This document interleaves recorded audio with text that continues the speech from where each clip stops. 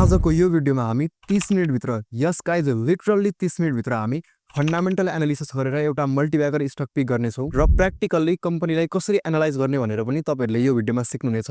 So म एकदमै सजिलो तरिकाले स्टेप वाइज स्टेप कम्पनीलाई कसरी फाइनल गर्ने भन्ने कुरा सिकाउँछु भन्दा पनि म चाहिँ यो तरिकाले चाहिँ एनालाइज गर्छु कम्पनीहरूलाई भन्ने कुराको विवरण हो।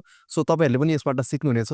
सो त्यही भएर भिडियोलाई अन्तिमसम्म हेर्नु होला। अब कम्पनीलाई एनालाइज गर्नुभन्दा अगाडि मैले जहिले भनिराख्ने कुरा, हामीले सुरुमा सेक्टर चयन गर्नुपर्ने हुन्छ।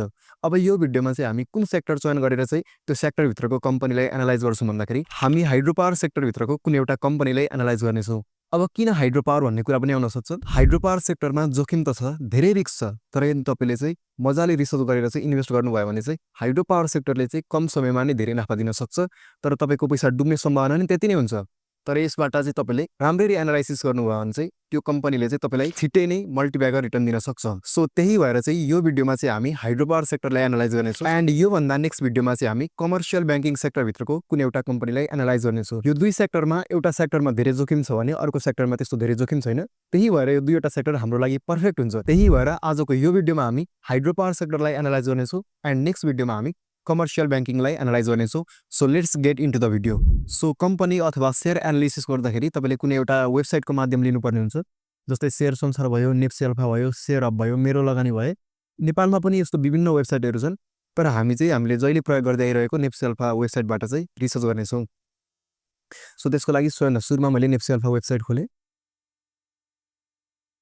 सो वेबसाइट खोलिसकेपछि हाम्रो अगाडि होम पेज आइसकेको छ एन्ड तपाईँले सिम्पली यो ट्रेडिङ सिग्नल्समा क्लिक गरेर चाहिँ फन्डामेन्टल सिग्नल्समा क्लिक गर्नुपर्ने हुन्छ, किनकि हामी फन्डामेन्टल सिग्नल्सको आधारमा चाहिँ कम्पनीलाई एनालाइज गर्दैछौँ। सो हामीले हाइड्रो पावर सेक्टर चयन गर्ने भएको थियौँ। सो मैले यहाँबाट चाहिँ हाइड्रो पावर सेक्टरलाई चुज गरेँ एन्ड अब हामीले सबैभन्दा सुरुमा रिटर्न अन इक्विटीबाट चाहिँ हामीले कम्पनीलाई एनालाइज गर्छौँ। सबैभन्दा बढी कसको रिटर्न अन इक्विटी छ त्योबाट चाहिँ हामी थालनी गर्छौँ। सो रिटर्न अन इक्विटीमा सबैभन्दा धेरै युएसएचएल भनेको upper Syangja hydro power limited हो एन्ड दोस्रोमा छ रादी भन्ने, रादी विद्युत कम्पनी हो एन्ड तेस्रोमा छ मेन भन्ने यो माउन्टेन इनर्जी लिमिटेड भन्ने कम्पनी हो एन्ड सबैभन्दा बढी युएसएचएलको छ 57%, रादीको छ 26%, मेनको छ 19%। एन्ड अब हामी रिटर्न अन एसेट हेरौँ। रिटर्न अन एसेटमा सबैभन्दा बढी भनेको रादी भन्नेको छ, दोस्रोमा यही युएसएचएल छ एन्ड तेस्रोमा मेन।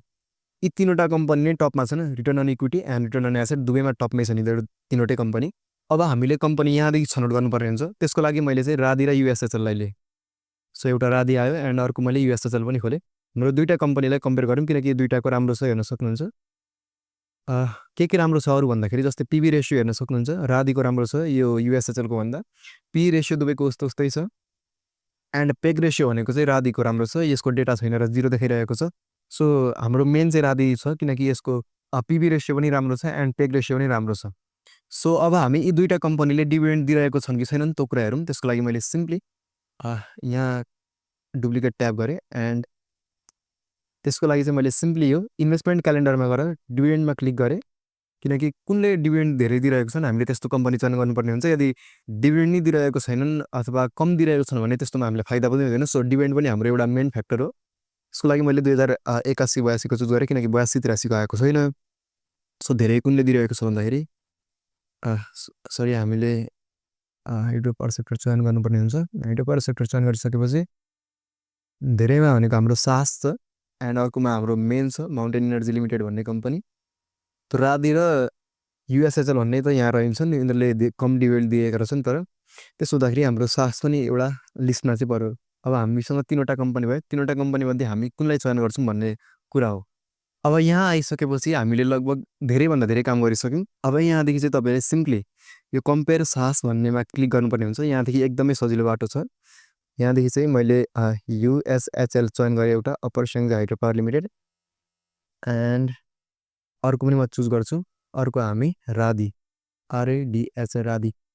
अब हामी तीनवटाको यहाँ डाइरेक्ट कम्पेयर गरेर हेर्न सक्छौँ कुनको राम्रो छ, हामी त्यसलाई फाइनल गर्छौँ। अब यहाँदेखि सो पेड अफ क्यापिटल हेर्दाखेरि तपाईँहरूले यहाँ देख्न सक्नुहुन्छ, सास भनेको लार्ज क्याप हो, युएसएचएल चाहिँ यो स्मल क्याप हो एन्ड रादी भनेको चाहिँ हाम्रो मिड क्याप हो। अझै सजिलोको लागि चाहिँ म के गरिदिन्छु भने तपाईँहरूलाई यहाँ सिम्पली तपाईँहरूले यहाँ अल्फा स्क्रिनमा क्लिक गरेर चाहिँ लिस्टेड सेक्युरिटीमा क्लिक गर्नुभयो भने यहाँबाट चाहिँ तपाईँले अब कम्पनीले हेर्न सक्नुहुन्छ कुन कुन क्यापमा पर्छ भनेर। जस्तै हाइड्रो पावर सेक्टर चयन गरेँ मैले एन्ड यहाँबाट चाहिँ मानिलिउँ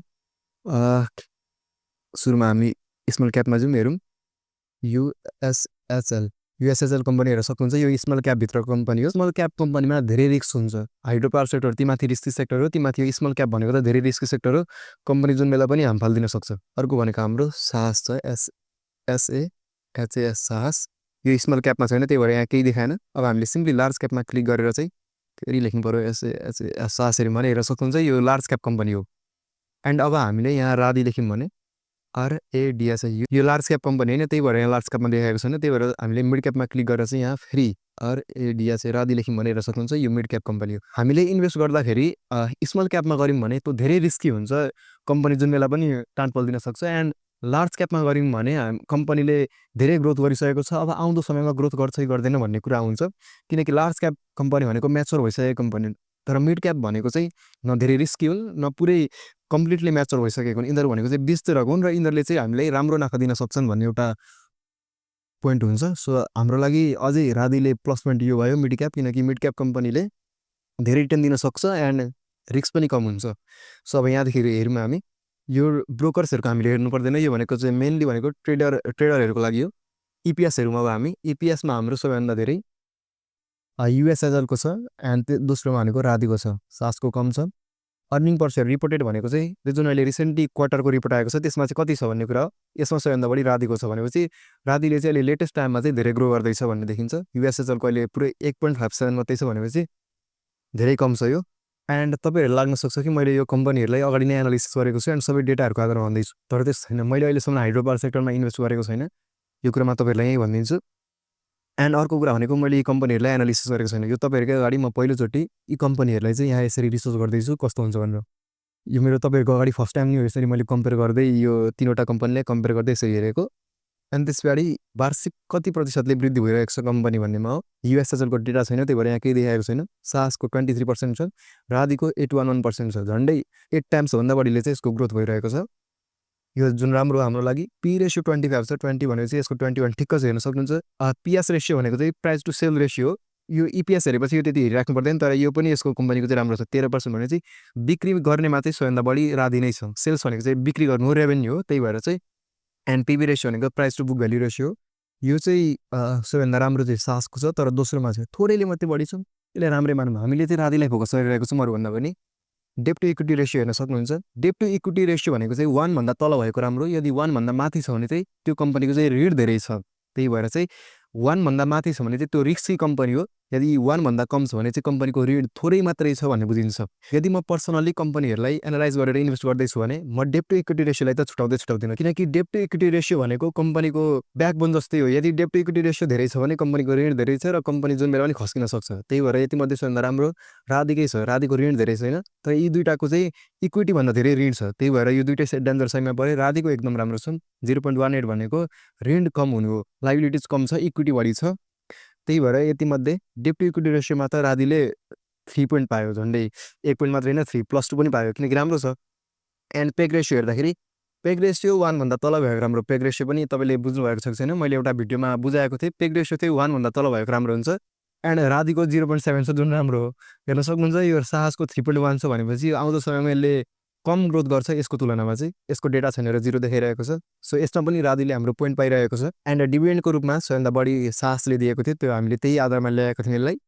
सो 22.11% छ। एन्ड यसले 5% दिएको थियो तीमाथि 2080-81मा। यसले लेटेस्ट इयरमा दिएको थियो भने यसले 2080-81मा दिएको थियो।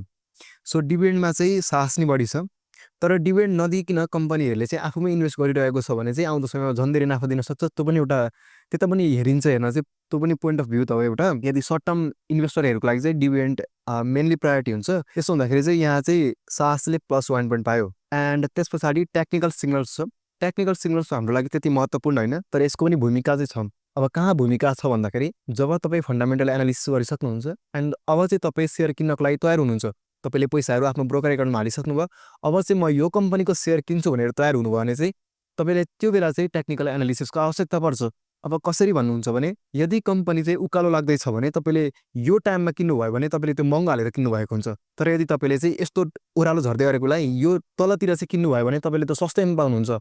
हो, त्यो कुरा चाहिँ हामीले टेक्निकल एनालिसिसबाट थाहा पाउँछौँ। टेक्निकल एनालिसिसमा केही डेटाहरूको आधारमा चाहिँ त्यस्तो फिचरहरू हामीले हेर्न सक्छौँ। त्यो पनि प्रेडिक्टेबल नै हो, त्यो फिक्स नै त हुँदैन, तर हामीले टेक्निकल एनालिसिसबाट चाहिँ किन्ने बेलामा चाहिँ हामीले सस्तैमा पाउन सक्छौँ। तर तपाईँले के बुझ्नुपर्छ भने तपाईँ टेक्निकल एनालिसिसमै भर परेर चाहिँ इन्भेस्ट गर्नु हुँदैन। किनकि त्यो भनेको चाहिँ सर्ट टर्मको लागि मात्रै हुन्छ। यदि तपाईँ लङ टर्मको लागि चाहिँ टेक्निकल एनालिसिस गरेर छिर्नुभयो भने चाहिँ त्यो जुन बेला पनि त्यो रिस्की हो एक प्रकारले हेर्दाखेरि, किनकि त्यसमा फन्डामेन्टल कुराहरू हेरिएको हुँदैन, डेट टु इक्विटी रेसियोहरू हेरिएको हुँदैन। त्यही भएर यदि तपाईँ इन्भेस्ट गर्दै हुनुहुन्छ अथवा लामो समयको लागि चाहिँ इन्भेस्टिङ गर्दै हुनुहुन्छ भने चाहिँ तपाईँले फन्डामेन्टल एनालिसिसलाई नै प्रायोरिटी दिनुपर्छ।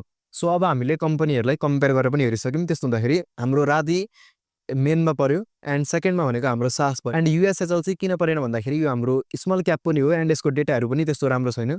यो हेर्न सक्नुहुन्छ इपिएसहरू पनि यो कम खस्किँदै गएको छ। त्यही भएर हाम्रो टपमा राधि पर्छ एन्ड सेकेन्डमा चाहिँ हामी सासलाई राख्छौँ। अब यहाँबाट चाहिँ तपाईँले सिम्पली अब तपाईँले यो राधिको होम पेजमा आइसकेपछि तपाईँले यहाँबाट पनि डेटाहरू हेर्न सक्नुहुन्छ। यो लेटेस्ट क्वार्टरहरूमा हरियाली नै हरियाली छाएको छ, यहाँनिर राम्रै भइरहेको छ। एन्ड यसरी नै तपाईँले अब साहस ऊर्जा लिमिटेडको हेर्नुभयो भने यसको पनि हरियाली नै छ, यो पनि बढ्दैछ। त्यही भएर चाहिँ हाम्रो मेन भनेको यी दुईवटा पर्यो। तर यहाँबाट भन्दा पनि हामीले जब यी कम्पनीहरूको क्वार्टरली रिपोर्ट हेर्छौँ तर धेरै कुरा थाहा हुन्छ। सो मैले यसको क्वार्टरली रिपोर्ट ओपन गरेँ एन्ड सास ऊर्जा लिमिटेडको एन्ड राधि विद्युतको पनि ओपन गरेछु। एन्ड अब मैले यी दुईवटालाई सँगै राखिदिएँ। हेर्न सक्नुहुन्छ एकतिर हाम्रो राधि विद्युतको छ, त्यो राधि विद्युतको, एन्ड अर्कोतिर भनेको हाम्रो सास ऊर्जाको छ। सो अब हामी यिनीहरूलाई एनालाइज गर्छौँ, सजिलो तरिकाले गर्छौँ, त्यस्तो म जटिल बनाउँदिनँ। सो सबैभन्दा सुरुमा हामी ब्यालेन्स सिटमा एउटा कुरा मात्रै हेर्छौँ, त्यो हो हामी करेन्ट रेसियो। करेन्ट रेसियो भनेको के हो म तपाईँलाई बुझाइदिन्छु थोरै। हामीले हेर्नुपर्ने भनेको टोटल करेन्ट लाइबिलिटिज कति छ एन्ड यहाँ टोटल करेन्ट एसेट कति छ। जहिले पनि टोटल करेन्ट एसेट चाहिँ बढी हुनुपर्छ टोटल करेन्ट लाइबिलिटिज भन्दा। सो अब हामी गर्नु 1 10 100 1000 10 लाख 10 लाख करोड 10 करोड भनेपछि 59 करोड छ टोटल करेन्ट एसेट राधि विद्युतको। एन्ड टोटल करेन्ट लाइबिलिटिज हेरौँ 1 10 100 1000 10 लाख 10 लाख करोड 10 करोड भनेपछि 11 करोड छ। सो हेर्न सक्नुहुन्छ करेन्ट एसेट 59 करोड छ एन्ड करेन्ट लाइबिलिटिज भनेको 11 करोड छ, जुन राम्रो हो। जहिले पनि करेन्ट लाइबिलिटिज भन्दा करेन्ट एसेट बढी हुनुपर्छ। यो कम्पनीको छ, धेरैले बढी छ, त्यही भएर राधिको ब्यालेन्स सिट राम्रो छ। हामीले यति एउटा कुराले मात्रै हेरौँ किनकि यसले सबै कुरा देखाइदिइहाल्छ एकैचोटि, त्यत्रो धेरै एउटा कुरा हेरिराख्नु पर्दैन। एन्ड अब हामी यो सास ऊर्जाको हेरौँ। सास ऊर्जाको टोटल करेन्ट एसेट छ 1 10 100 1000 10 लाख 10 लाख करोड 10 करोड 1 अर्ब छ। एन्ड अब हामी टोटल करेन्ट लाइबिलिटिज हेरौँ। यहाँ छ करेन्ट लाइबिलिटिज 1 10 100 1000 10 लाख 10 लाख करोड 10 करोड 1 अर्ब छ। 1 अर्ब 61 करोड छ यसको current liabilities and current asset भनेको 1 अर्ब 10 लाख मात्रै छ भनेपछि यसको करेन्ट लाइबिलिटिज बढी छ। यो चाहिँ एकदमै डेन्जर साइन हो किनकि यहाँ कम्पनीको एसेट भन्दा बढी त ऋण नै छ। एसेट भनेको सम्पत्ति हो, लाइबिलिटिज भनेको ऋण हो। यहाँ सम्पत्ति भन्दा त कम्पनीको ऋण नै छ। कम्पनीको आफ्नो दैनिक सम्पत्ति भन्दा पनि दैनिक ऋण नै बढी छ। यसो हुँदाखेरि कम्पनीले आफ्नो दैनिक खर्च चलाउन पनि ऋण लिन्छ र यदि ऋण लियो भने कम्पनी गयो के त्यो फ्याक भयो कम्पनी, त्यो डेन्जर छैन। त्यही भएर यो सास ऊर्जाको ब्यालेन्स सिटमा चाहिँ मैले यो देखेँ। एन्ड अब हामी इन्कम स्टेटमेन्ट यानि प्रफिट एन्ड लस स्टेटमेन्ट हेर्छौँ। सो यो कम्पनीको रेभेन्यू हेर्न सक्नुहुन्छ। हामीले कम्पेयर गर्नुपर्ने भनेको corresponding previous year 2081 and this year first quarter ending 2082, योसँग यो कम्पेयर गर्नुपर्ने हो। यो अहिलेको लेटेस्ट हो भने यो चाहिँ ट्याक्कै 1 वर्ष अगाडिको। सो 1 वर्षको तुलनामा चाहिँ यो कति प्रतिशतले वृद्धि भयो भने चाहिँ यहाँबाट हेर्न सक्छौँ। सो 1 10 100 1000 10 लाख 10 लाख करोड 1 10 100 1000 10 लाख 10 लाख करोड। सो 1 वर्ष अगाडि यो कम्पनीले 3 करोड कमाएको थियो रेभेन्यूबाट भने अहिले चाहिँ 4 करोड कमाएछ भनेपछि भन्दाखेरि 20 लाख यहाँ 38 छ। सो 20 लाख जतिले चाहिँ यो अहिले वृद्धि भइरहेको छ भनेपछि 20 लाख राम्रै हो। यो मिड क्याप कम्पनी हो। So and profit before tax 1 10 100 1000 10 lakh 10 lakh crore 10 crore 36 crore छ। यो भनेको 1 10 100 1000 10 लाख 10 लाख करोड 3 करोड मात्रै छ, अहिले 36 करोड छ। हेर्न सक्नुहुन्छ 1 वर्षमा 33 करोडले चाहिँ यो कम्पनीले बढी प्रफिट कमाएछ। And profit of the year हेरौँ। यो कम्पनीको प्रफिट अफ द इयर हेर्दाखेरि यो कम्पनीले 27 करोड नेट प्रफिट कमायो भने यो 1 वर्ष अगाडि 3 करोड मात्रै कमायो।